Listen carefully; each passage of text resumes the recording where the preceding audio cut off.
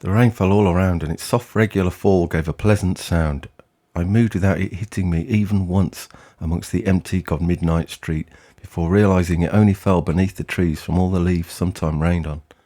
I considered for a moment going over to feel it at last, but decided against this and carried on. The sound was enough. Highlighting the trust we place in one another, this project explored the psychogeographical nature of such ostensibly uninviting urban environments as this city underpass in Bristol,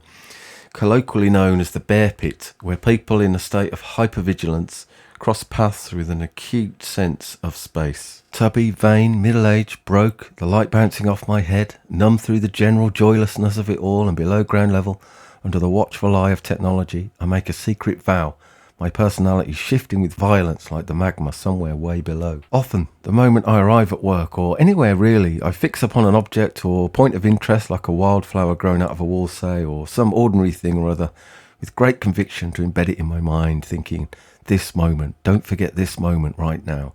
Later, upon my return to this same place, the time spent, I wonder about experience, quickly turning to reflection,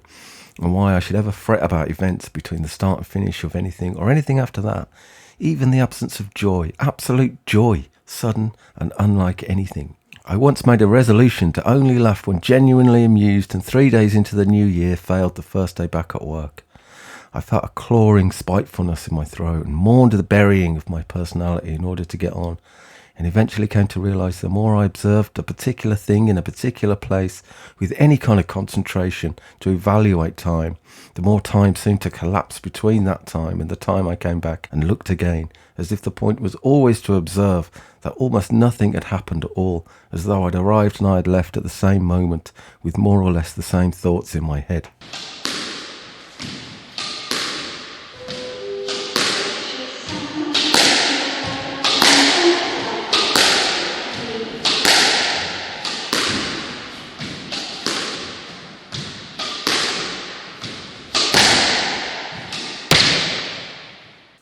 The importance of a good title and the chance and serendipity involved in any idea,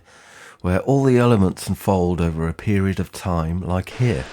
where a switched off fan stood next to a large open office window began to turn involuntarily as the wind suddenly picked up and whipped through the building. There's often a diaristic element to the work I produce, drawn to the Japanese mono no aware, the conceptual and arte bavera movements, everyday, industrial, found or obsolete objects, and the ephemeral to explore things of childhood, time, memory and communication. I find it fascinating how we communicate with one another, the motivations to communicate, the dishonesty, honesty, the shame of it, the inherent difficulty and simple joy. In reply, I'll deconstruct before reconstructing, observe, listen, record, reinterpret and remind myself that I'm stood in the moment, so I must act accordingly.